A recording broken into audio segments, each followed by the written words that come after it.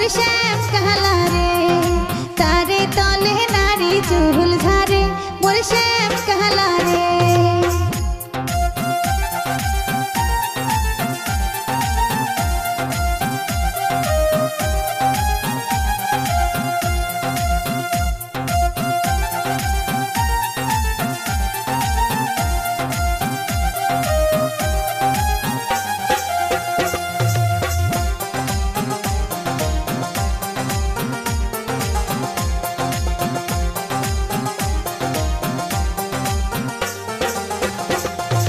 पीरित ज्योति करते जाओ बाड़ीर पाशेर दौलत जाओ रे काला पीरित ज्योति करते जाओ बाड़ीर पाशेर दौलत जाओ रे ओरे शाक तुलिते हबो देखा देखी मोर श्याम कहला रे शाक तुलिते हबो देखा देखी मोर श्याम कहला रे।